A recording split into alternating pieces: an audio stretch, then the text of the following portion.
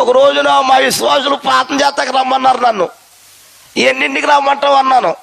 9ంటికి రాంది. ఏ 9 అన్నాను. రాత్రి 9 గంటలకు అన్నాను. 9 గంటలకు రాను, 7 గంటలకు వస్తాను అన్నాను. 7 గంటలకు వస్తే కుదరదు, మాకు పనులు ఉంటాయి అప్పుడు అంది. 7 గంటల పనులు ఉంటాయా? ఏం పనులు అమ్మాయ్యా? అమ్మా చెప్పేసుకుంటున్నారు, బాగా చెప్పేసుకుంటున్నారు, సిగ్గులేదు మీకు. స్తోత్రం చెప్పండి గట్టిగా. ఆవిడ కూడా 7 గంటల పనులు ఉంటాయన్నా. ఏ పనులు చెప్పను అందే.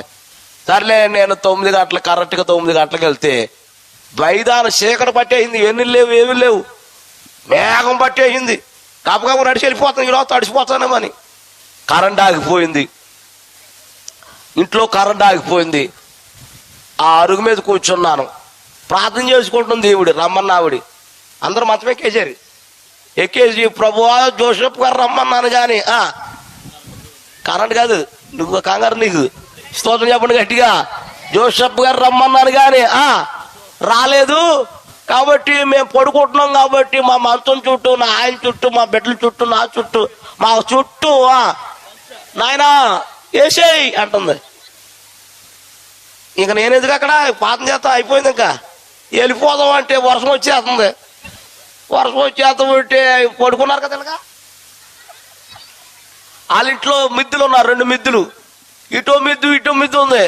ఆ చీకట్లో పిల్లి దాని మీద దూకుతూ మారేసి ఇలా పడుకున్నారేం వేళ దాడు దూకేసింది. అప్పటికి ఆడి మీద దూకేసింది. ఆడికి ఆడు అనుకున్నాడు బాబు దయపడిపోయిందని.